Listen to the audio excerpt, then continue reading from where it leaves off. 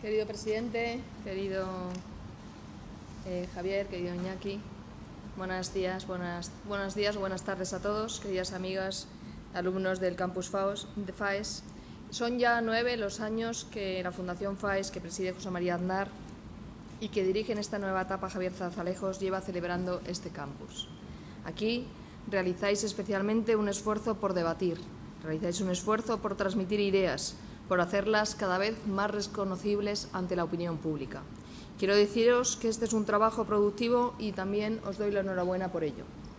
Las ideas tienen consecuencias y, por tanto, las buenas ideas están para ponerlas en práctica. Por eso, acudo a este campus, inmediatamente a la petición que se me hizo, con el mismo interés con el que he venido en ocasiones anteriores, eso sí, esta vez con el orgullo de hacerlo como ministra de un Gobierno del Partido Popular. El Gobierno de las ideas y de las reformas, que poco a poco está devolviendo la credibilidad y la confianza a nuestro país.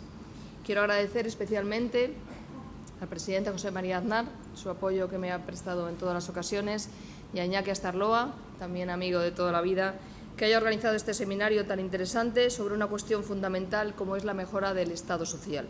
Y también, como no, por haber pensado en mí para que fuera una de las ponentes del mismo. También quiero agradecerle muy especialmente a Javier Fernández Lasqueti sus palabras, que han sido especialmente cariñosas, pero también, como es amigo, pues no esperaba otra cosa de él que fuera tan cariñoso. Y, por tanto, lo que quiero felicitarle a él porque, juntamente con él y otros consejeros de comunidades autónomas, estamos emprendiendo un camino por mejorar y hacer sostenible la sanidad y, por tanto, le agradezco especialmente que, a pesar de las dificultades, haya tenido la gentileza de venir a acompañarme y a presentarme en la mañana de hoy. Quiero decirte, Javier, que no tengo la menor duda que con tu ayuda y también la de otros consejeros vamos a hacer posible que la sanidad cada día sea mejor en España. Este año conmemoramos el bicentenario de la PEPA, por tanto es una ocasión idónea para celebrar este seminario y nada mejor que recurrir a estos dos textos constitucionales, los vigentes en 1812 y en 2012, para ilustrar el motivo central que mueve la acción del Gobierno. Decía la Carta Magna que aprobaron las Cortes Gaditanas en su artículo 13 lo siguiente: el objeto del Gobierno es la felicidad de la nación, puesto que el fin de toda sociedad política no es otro que el bienestar de los individuos que la componen. Creo que pocas expresiones políticas contienen tanta pasión y tanto entusiasmo como estas 30 palabras que dieron forma al ideal de una España moderna, universal y en paz que soñaron los constituyentes de Cádiz. 200 años después, otra Constitución, la de 1978, heredera y deudora de aquella, eleva a su artículo 1 la definición de España como un Estado social, democrático y de derecho. Y creo que no es trivial que los padres de la Constitución escogieran esta fórmula para abrir la que a mí me gusta llamar la Constitución de la Concordia. Queridas amigas y amigos, la crisis está teniendo efectos demoledores sobre nuestro país. Nos encontramos ante una encrucijada de dimensiones históricas de la que es necesario salir en la dirección correcta y con las medidas adecuadas. No hay margen para el error. Solo quien tenga una voluntad claramente transformadora de la realidad es capaz de elegir el camino correcto. Esa voluntad es la que tuvieron, sin ninguna duda, los gobiernos reformistas de José María Aznar y la que tiene ahora el Gobierno presidido por Mariano Rajoy. La agenda del cambio que está impulsando el presidente Rajoy tiene ese propósito: sacar a España de la crisis. Sabemos que podemos hacerlo y vamos a mejorar las perspectivas de futuro que nos merecemos como españoles. Lo estamos llevando a cabo con políticas rigurosas, de impacto dentro y fuera de nuestro país, porque en estos momentos resulta fundamental recuperar la confianza en nosotros mismos y la de nuestros socios internacionales, especialmente los europeos. Algo que ha quedado patente, si me lo permitís, en el último Consejo Europeo, donde ha triunfado el euro y el proyecto comunitario Casa Común de 500 millones de ciudadanos. Juntos hemos sentado las bases para que, sin euforias, pero con optimismo, logremos reconducir a la Unión hacia la senda del crecimiento y el bienestar, porque Europa, cuna del modelo social del que hoy disfrutamos, debe liderarla. Para ello, debemos asumir que para mantenerla hay que hacer reformas que la hagan sostenible. Los profundos cambios en la estructura demográfica, especialmente vinculados al aumento de la esperanza de vida y también las altas cotas de bienestar alcanzadas, requieren objetivos renovados que consoliden nuestro modelo social y lo pongan a resguardo de futuras crisis. Por mi parte, voy a tratar de ofreceros una breve visión de las medidas que estamos adoptando desde el Ministerio de Sanidad, Servicios Sociales e Igualdad para fortalecer y mejorar nuestro estado del bienestar. Para empezar, hemos de situar el contexto en el que nos encontramos de profunda crisis económica y social. Durante la última década del siglo XX y la primera del siglo XXI, España vivió una etapa de progreso económico, bienestar social y prosperidad sin precedentes. El euro es probablemente el resultado que mejor puede ilustrar esa etapa de progreso, porque muchos dudaron que España pudiera cumplir con los requisitos exigidos para nuestra entrada y lo conseguimos. ¿Qué ha pasado entonces para que hayamos llegado a la situación actual? Hay muchas opiniones al respecto, pero a mi juicio existe una fundamental: la inercia y el inmovilismo a las que se rindió el anterior Gobierno socialista. Durante su mandato, los socialistas impusieron la máxima de atender solo lo secundario, postergar lo urgente e ignorar lo prioritario, fomentar lo que nos divide como nación en vez de lo que nos une. Las grandes cuestiones nacionales quedaron relegadas a un segundo plano, mientras la España próspera del bienestar languidecía con malas ideas, despilfarro y peores políticas. Es cierto que la crisis es global y que todos los países la han sufrido, pero no todos con la misma intensidad. En los países con gobiernos responsables se empezaron a tomar medidas en cuanto aparecieron los primeros síntomas. Aquí no hicimos nada y cuando lo hicimos fue tarde y además lo hicimos mal. Este Gobierno no está dispuesto a repetir los errores del pasado, lo que nos obliga a adoptar decisiones difíciles que debemos explicar a los ciudadanos. Nos presentamos, recordaréis, a las elecciones con un compromiso claro, que es devolver a España a la senda del bienestar, del crecimiento y del empleo. Y contamos para ello con dos poderosos instrumentos: la austeridad y las reformas. Queremos dar estabilidad a esta forma de entender la política, siempre al servicio de los ciudadanos y sin ningún cortoplacismo. Por eso, nuestras medidas no son meras operaciones cosméticas, sino que son el medio para alcanzar profundas transformaciones de la realidad. No nos resignamos a ser un país con más de 5,5 millones de parados, a tener a más del 50% de nuestros jóvenes estancados en el desempleo, a que el 13,7% de nuestros menores vivan en hogares con un preocupante nivel de pobreza. En este sentido, el Ministerio que dirijo está aplicando políticas reformistas y austeridad en todas y cada una de las áreas que son de nuestra competencia. Desde el primer momento iniciamos una drástica reducción de los altos cargos. No parece lógico que cuando le estamos pidiendo un esfuerzo adicional a los ciudadanos no lo hagamos también en la Administración. Solo en mi departamento esta reducción supuso un 25% menos de altos cargos. También me he propuesto desde el primer día, como ministra de Sanidad, Servicios Sociales e Igualdad, sentar las bases definitivas para que en España podamos alcanzar un pacto sociosanitario. Este pacto constituye una prioridad y un propósito irrenunciable para mí. Un pacto que se sustente en dos grandes acuerdos, uno por la sanidad y otro por los servicios sociales, que culminará en una ley de servicios básicos para los ciudadanos que consensuaremos en las Cortes Generales. Quiero destacar que la colaboración y el diálogo con las comunidades autónomas, como no podía ser de otra manera, ha recuperado un papel central en nuestra acción de Gobierno. En particular, en el Consejo Interterritorial del Sistema Nacional de Salud, en el que hemos puesto en marcha una reforma con la que hemos hecho frente a los graves problemas que arrastraba nuestra sanidad, pieza clave del Estado social del bienestar que queremos conservar. De ello puede dar fe nuestro consejero Javier Fernández Laschetti, que forma parte de ese Consejo Interterritorial. Algunos de los problemas, seguro que muchos los conocéis, de los problemas básicos a los que se enfrentaba nuestra sanidad. Voy a hacer una enumeración breve de algunos de ellos, los que considero más importantes, por si algunos no los tenéis en la cabeza. En primer lugar, el alto y acelerado endeudamiento de la sanidad, 16.000 millones de euros de deuda. Solo entre 2009 y 2011 la deuda del Sistema Nacional de Salud ha aumentado un 173%. Esto ha provocado, como no podía ser de otra manera, pues la demora en los pagos a proveedores y que hemos puesto en riesgo el aprovisionamiento de hospitales y centros de salud. En segundo lugar, el envejecimiento de la población al que he hecho referencia y la creciente cronicidad de las enfermedades.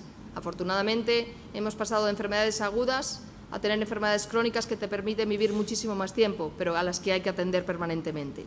La falta de equidad en el acceso a las prestaciones en función del lugar de residencia, el aumento en el coste de productos, la insuficiencia del desarrollo de la e-salud, avanzan las tecnologías en todas partes, pero todavía a estas alturas del año 2012 no están incorporadas al 100% en la sanidad, la falta de adaptación a la normativa europea que permitía abusos en nuestro sistema sanitario a través del llamado turismo sanitario. Y, por último, la siempre pospuesta coordinación entre la atención, los servicios sociales y los servicios sanitarios. Ante todos estos problemas, el Gobierno diseñó una hoja de ruta con medidas eficaces para fortalecer el sistema sanitario público que pivota sobre los magníficos profesionales y a partir de los principios de universalidad, calidad, equidad y gratuidad en la asistencia sanitaria. Una hoja de ruta plasmada en un gran acuerdo alcanzado con las comunidades autónomas que ha sido la base para el Real Decreto 16/2012 de medidas urgentes para garantizar la sostenibilidad de la sanidad. Con esta norma hemos dado un impulso definitivo a la universalidad, clarificando el concepto de asegurado. Por eso, ahora, muchos de vosotros tendréis el derecho a la sanidad no por ser beneficiarios de un familiar, sino porque sois titulares de ese derecho y de vuestra propia tarjeta. Además, se ha conseguido por primera vez, a través de un nuevo procedimiento único para toda España, una única base de datos que ha permitido detectar errores en la categorización de los usuarios. Errores como que 800.000 personas figuraban como beneficiarias de terceros cuando en realidad tenían que ser titulares, o como que 200.000 de ellas fueran beneficiarios de pensionistas y, por tanto, tuvieran acceso gratuito a la farmacia cuando eran personas que tenían su puesto de trabajo. También tenemos detectado que hay alrededor de 5 millones de personas que tienen tarjeta sanitaria pero que no consta su documento nacional de identidad. Por tanto, creo que era imprescindible hacer una labor de cambio de procedimiento para poner orden en lo que significaban las tarjetas sanitarias que están distribuidas por toda la geografía nacional. También hemos garantizado una cartera común de servicios básicos para todas las comunidades autónomas, manteniendo el compromiso electoral de una asistencia sanitaria gratuita sin copago. Es cierto que estamos pidiendo un esfuerzo importante a la población y lo hacemos para que aporten más quienes más tienen y así puedan aportar menos o no aporten nada los que menos tienen. Por eso, las pensiones no contributivas, las rentas de inserción y, por primera vez en España, los parados sin prestación no tendrán que pagar nada por sus medicamentos. En línea con las medidas de austeridad y eficiencia en el gasto que impulsa el Gobierno, apostamos por una gestión más eficiente de los recursos humanos. La eficacia y la eficiencia son las claves para garantizar la calidad de la sanidad. Vamos a hacer una apuesta por mayor eficiencia en las nuevas tecnologías, una plataforma centralizada de compras, la puesta en marcha de la e-salud, herramientas como la tarjeta única electrónica compatible para todo el territorio nacional, la receta electrónica y la historia digital. Trabajamos también con la industria farmacéutica para que los envases de los medicamentos se adecúen a la duración de los tratamientos, ni una pastilla más ni una pastilla menos del tratamiento de la duración media de dichos tratamientos. También hemos puesto coto a los abusos del turismo sanitario que nos costaban al año 1.000 millones de euros y lo hemos hecho simplemente homologando nuestros criterios a los del resto de los países de la Unión Europea. En definitiva, una reforma positiva necesaria para mantener la calidad de nuestro Sistema Nacional de Salud y, sobre todo, su sostenibilidad. Estoy convencida de que en breve podremos empezar a ver los resultados que lo acrediten. Pero el Estado social del bienestar no es solo sanidad. Como decía antes, lo son también los servicios sociales y las políticas de igualdad. Por eso, el otro gran eje del Pacto de Estado que promuevo es el social. Y política social es también preocuparse de quienes peor lo están pasando, de los que menos tienen o los que necesitan de otros para salir adelante. En este sentido, consideramos que la dependencia, una ley que nació con el consenso mayoritario de todos, es un valioso instrumento de solidaridad. Como jóvenes, y salvo proximidad de alguna circunstancia familiar, puede ser una situación que os quede muy lejana, pero la viabilidad para atender la dependencia es de extrema relevancia en una sociedad que envejece. Han sido los errores y las previsiones del anterior Gobierno, que se han visto ampliamente superadas, las que han arrastrado a la actual situación de insostenibilidad de la dependencia. Han llevado a una situación límite la atención de las personas que más lo necesitan. La diferencia de criterios ha hecho que existan divergencias en función de la comunidad autónoma en la que se resida y tampoco ha sido capaz de generar el empleo que se esperaba. Por eso, nuestra apuesta clara por mantener la dependencia es la que nos ha llevado a plantear de común acuerdo con las comunidades autónomas, estamos trabajando en ello, y de una manera muy especial lo haremos en la conferencia sectorial que celebraremos la próxima semana, una nueva ordenación del sistema. De esta manera aseguraremos la viabilidad futura, garantizando con ello una mejor atención a las personas dependientes. Estamos inmersos en revisar y simplificar el proceso de valoración, en conseguir que ante situaciones personales similares se ofrezca la misma respuesta en todo el territorio nacional, priorizando la atención mediante servicios. En revisar el sistema de créditos para las comunidades autónomas con elementos de ponderación que primen la atención a través de los servicios profesionales sobre las prestaciones económicas. Priorizar, como establece la ley, la atención a las personas con mayor grado de dependencia y, además, utilizar las mismas bases para determinar la capacidad económica y, en función de esta, establecer la aportación al coste del servicio. Ante situaciones de la misma capacidad económica, la aportación del beneficiario tiene que ser similar en todo el territorio nacional y cumplir el principio de igualdad ante la ley. Para asegurarnos de que nadie que lo necesite quede desatendido, vamos a reforzar la labor de la extensa red de servicios sociales que había quedado relegada tras la Ley de Dependencia que llevaba décadas funcionando. Otro de los grandes aspectos que componen la política social, especialmente en lo que atañe a jóvenes y mujeres, es la igualdad de oportunidades. La juventud necesita saber que aquí hay un país y un Gobierno que cree en su potencial y en sus capacidades. No podemos construir el futuro de España si dejamos que vosotros, los jóvenes, perdáis la ilusión en el porvenir. Por eso, este Gobierno está haciendo una apuesta muy importante para que España vuelva a ser un país para jóvenes. Desde este Ministerio estamos diseñando un plan estratégico en el que, de manera directa, abordemos los 3 asuntos que más afectan a los jóvenes a la hora de iniciar la emancipación: la educación de calidad, un mercado laboral flexible y el acceso a la vivienda. Sin duda, serán de gran ayuda las 2 reformas en las que ha trabajado y está trabajando el Gobierno: la reforma de la educación y, en particular, de la formación profesional, que será de carácter dual y muy vinculada a la empresa, tal y como anunció el presidente Rajoy hace exactamente un año en este mismo campus. Y la reforma laboral, aprobada ya por el Parlamento y en la que impulsamos la contratación de jóvenes a través del contrato indefinido de apoyo a emprendedores y de bonificaciones a la contratación de jóvenes menores de 30 años. Con estas medidas, lo que queremos es que el talento que hemos impulsado durante la etapa educativa se quede aquí, vive aquí y trabaje aquí, en nuestro país, contribuyendo con ello al proyecto de recuperación nacional del Gobierno. Queridos amigos, es cierto que hemos avanzado mucho en los últimos años, pero aún queda mucho camino por recorrer para que consigamos la igualdad real de oportunidades entre mujeres y hombres.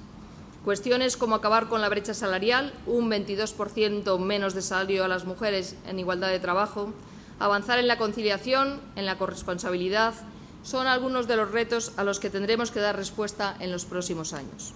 Aunque en esta cuestión la prioridad sigue siendo, lamentablemente, la lucha contra la violencia de género, que es el más cruel exponente de la falta de igualdad a la que me refería.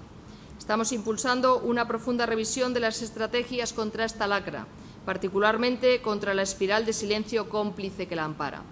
Pero quiero aprovechar este foro para reclamaros a todos vosotros, especialmente a los jóvenes, que os impliquéis en esta lucha, especialmente en las causas que la originan y también en las que la consienten. En este sentido, quiero anunciaros que en los próximos meses vamos a poner en marcha una campaña de periodismo joven que premiará aquellos trabajos que hayan contribuido de manera notable a la defensa y difusión de valores a favor de la igualdad y en contra de la violencia de género. Por otro lado, también quiero señalar a la familia como un concepto inseparable del Estado social. Constituye una de las instituciones básicas de nuestra sociedad y este Gobierno quiere darle un apoyo firme a través de un plan integral de apoyo a la familia y un programa estatal de guarderías laborales. Este plan incluirá nuevos planteamientos en materia de racionalización y flexibilización de horarios. Aunque no podemos hablar de familia sin acordarnos de quienes más la están ayudando en estos momentos. Me estoy refiriendo a las personas mayores, que merecen todo nuestro respeto y atención, porque han cuidado de sus hijos, ahora cuidan de sus nietos y en muchos casos están ayudando con su pensión para salir adelante. Tampoco quería dejar de mencionar a las personas con discapacidad, hacia las que este Gobierno quiere ser especialmente sensible con medidas que promuevan su mejor inserción sociolaboral y le faciliten el día a día.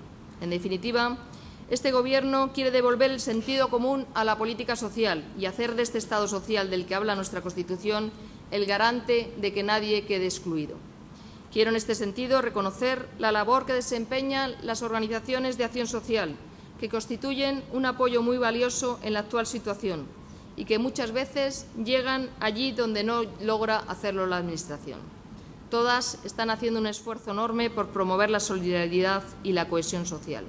Por ello, el Gobierno quiere dotarles de un marco regulatorio estable que facilite su actuación y fomente su colaboración con las administraciones. Queridas amigas y amigos, voy a ir finalizando. He intentado desgranaros brevemente las prioridades sociales de este Gobierno, las medidas que estamos tomando para llevarlas a cabo. Obviamente, las circunstancias económicas nos obligan a ser austeros y a saber muy bien dónde invertimos cada céntimo del contribuyente, porque la austeridad es el requisito indispensable no solo para sanear las cuentas públicas y cumplir nuestros objetivos de déficit, sino también, lo que es fundamental, para volver al crecimiento y al empleo y lograr así la viabilidad de los servicios básicos fundamentales del Estado social. Gobernar no es gastar. Gobernar es administrar eficientemente y decidir prioridades. Nuestra máxima prioridad es garantizar el bienestar de las personas y en esta tarea estamos inmersos todo el Gobierno. Pero gobernar también es transformar, es hacer de este país un lugar mejor para vivir, donde todos tengamos la oportunidad de desarrollar nuestra vida personal, familiar y laboral en plenitud. Un lugar donde niños, jóvenes, mujeres, mayores y personas con discapacidad encuentren el apoyo necesario tanto de las instituciones como del resto de la sociedad. Y en ese esfuerzo constante por cambiar la realidad, para hacerla mejor, las buenas ideas son más necesarias que nunca. La Fundación FAES lleva años dedicándose a elaborar buenas ideas para el bienestar de los españoles. Personalmente he aprendido mucho aquí, he aprendido mucho en FAES. Os agradezco muy sinceramente vuestra atención. Quedo a vuestra disposición para escuchar, para dialogar y también para reflexionar conjuntamente con vosotros 3 acciones que año tras año lleva haciendo FAES en este campus y 3 acciones que creo que toda la sociedad deberíamos hacer permanentemente. Muchísimas gracias a todos.